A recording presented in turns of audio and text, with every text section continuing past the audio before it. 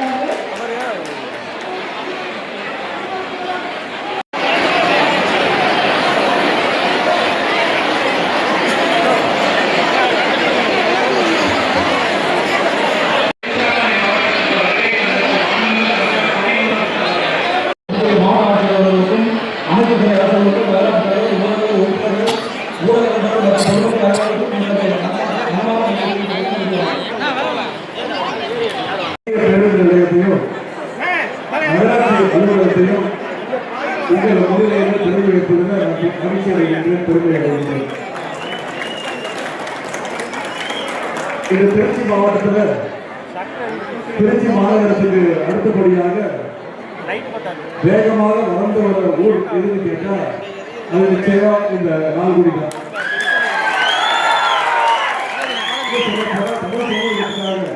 தமிழுக்காக புத்தகம் கலைஞர் அவர்கள் கண்டவாளத்தில் தலைமைப்படுத்த கள்ளக்குடி இந்த நால்குடி பகுதி தான் இருக்கிறது.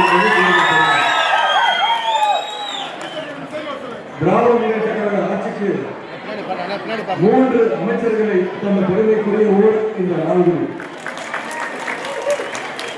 பேரறிஞர் அண்ணா அவர்களுக்கு, முத்தமிழ் டாக்டர் கலைஞர் அவர்கள் ஆகியோருக்கு மிக நெருக்கமாக இருந்த முன்னாள் அமைச்சர் ஐயா அன்பு தர்மலிங்கம் அவர்களை தந்த ஊர் இந்த நால்குடி. அதேபோல் இப்போது இருக்கக்கூடிய நம்முடைய கழக தலைவர் முதலமைச்சர் அவர்களுக்கு பக்கபலமாக இருக்கக்கூடிய ஒரு அமைச்சர் தான் நம்முடைய அமைச்சர் அவர்களும் இந்த பகுதியை சேர்ந்தவர் தான். அன்பிலாருடைய பாரம்பரியத்தை சேர்ந்த அமைச்சர், எனக்கு பக்கபலமாக இருக்கக்கூடிய அமைச்சர் நண்பர் அன்பில் மகேஷ் பொய்யாவுடைய சொந்த ஊரும் இந்த பகுதியில் தான் இருக்கின்றது. இன்றைக்கு நகராட்சி நிர்வாகம் பள்ளிக்கல்வித்துறையில் 2 முக்கிய துறைகளுக்கான அமைச்சர்களை கொண்டிருக்கிறதோ இந்த நால்குடி பகுதி தான். ஆனால் நேரு அவர்களாக இருந்தாலும் சரி, நண்பர் அன்பில் மகேஷ் அவர்களாக இருந்தாலும் சரி, 2 அமைச்சர்களுமே இன்றைக்கு திருச்சி மாவட்டத்துடைய வளர்ச்சிக்காக பல்வேறு திட்டங்களை இந்த பகுதிக்கு முதலமைச்சர் சொல்லி எடுத்து வந்து கொண்டிருக்கிறார். அதேபோல் உங்களுடைய சட்டமன்ற உறுப்பினர் அண்ணன் சௌந்தரபாண்டியன் அவர்களும் இந்த பகுதிக்காக உழைப்பு கொடுத்து வருகின்றனர். இந்த நால்குடி நகரை பொறுத்த வரைக்கும் ஒரு அதிநவீன புதிய பஸ் ஸ்டாண்ட் வேணும் அப்படிங்கிறது இந்த பகுதி மக்களுடைய நீண்ட கால கோரிக்கை. திருச்சி பஞ்சப்பூர்ல மிகப்பெரிய பஸ் ஸ்டாண்டை கட்டிய நேரு அவர்கள் அவருடைய ஊருக்கு பஸ் ஸ்டாண்ட் கட்டாம விட்டுருவாரா? அதனாலதான் அவங்க முதலமைச்சரை கேட்டு நிதியை பெற்று இன்றைக்கு இந்த பஸ் ஸ்டாண்டை மிகச் சிறப்பாக இங்க கொண்டு வந்திருக்கிறார். கூடவே பஸ் ஸ்டாண்ட் மட்டும் இல்ல, கூடவே நகராட்சி அலுவலகத்துக்கு புதிய கட்டிடத்தை கட்டி கொடுத்திருக்கிறார். லாங்குடியில ஏற்கனவே இந்த பஸ் ஸ்டாண்ட்ல நகர பேருந்துகள் மட்டும்தான் நிற்கும். லாங் டிஸ்டன்ஸ் போறவர்களுக்கு புறநகர் பேருந்துகள் அந்த வசதி இல்லை.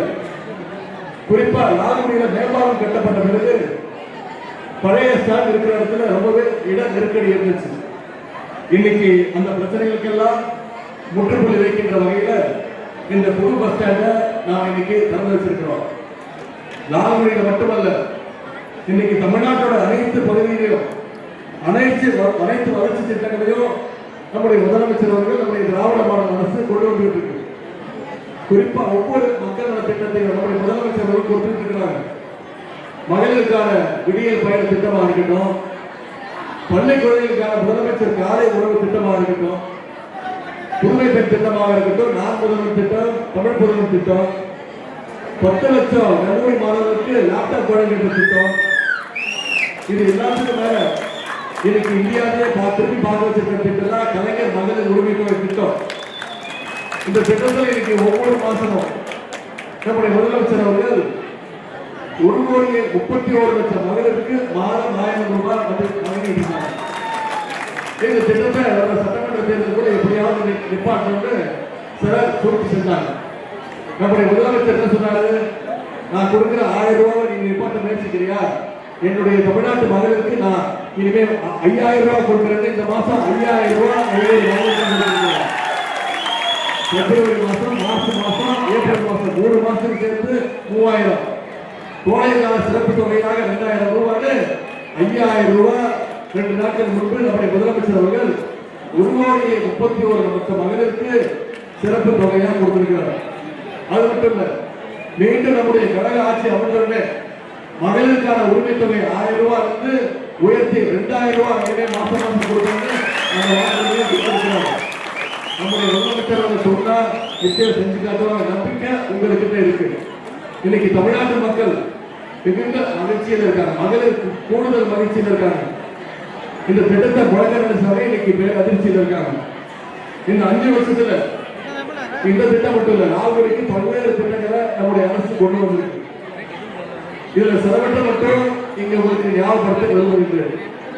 சுமார் 250 ரூபாய் மதிப்பீட்டுல லால்குடி புள்ளப்பாடி ஒன்றியங்கள கூட்டு குடிநீர் திட்டம், 53 கோடி ரூபாய் மதிப்பீட்டுல லால்குடி அரசு மருத்துவமனைக்கு 12 அறைகள் கொண்ட புதிய கட்டடம், சுமார் 5 கோடி ரூபாய் மதிப்பீட்டுல லால்குடி ஒட்டாட்சியர் அலுவலகம், கால்நடைத்துறை சார்பாக சுமார் 3 கோடி ரூபாய் மதிப்பீட்டுல கால்நடை மருத்துவ கட்டிடங்கள், சுமார் 8 கோடி ரூபாய் மதிப்பீட்டுல லால்குடி அரசு மருத்துவமனையில் 50 படுக்கைகள் கொண்ட புதிய கட்டிடம், 4 கோடி ரூபாய் மதிப்பீட்டுல லால்குடி மற்றும் புள்ளப்பாடி சார் பதிவாளர் நிறுவனத்திற்கு சொந்தமாக கட்டிடங்கள், தொகுதி முழுவதும் 7 கோடி ரூபாய் மதிப்பீட்டுல பள்ளிக்கூடங்களுக்கு பல்வேறு கட்டிடங்கள், இப்படி பல திட்டங்களை இந்த பகுதிக்கு நம்முடைய அரசு வழங்கியிருக்கின்றது.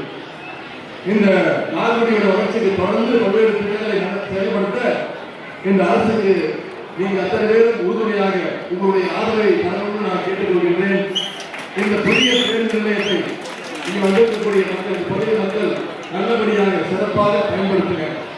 இதை சுத்தமாக சுகாதாரமாக மெயின்டைன் பண்ண நகராட்சிக்கு பொதுமக்கள் நீங்க உங்களுடைய முழு ஒத்துழைப்பை கொடுங்க நான் கேட்டுக்கொள்கின்றேன். அதே போல புதிய கட்டடத்தில் செயல்பட இருக்கின்ற லால்குடியுடைய நகராட்சியுடைய பணிகள் சிறக்கணும்னு சொல்லி இந்த சிறப்பான வாய்ப்பை ஏற்படுத்தி கொடுத்த மாண்புமிகு அமைச்சர் நேரு அவர்களுக்கு நன்றியை சொல்லி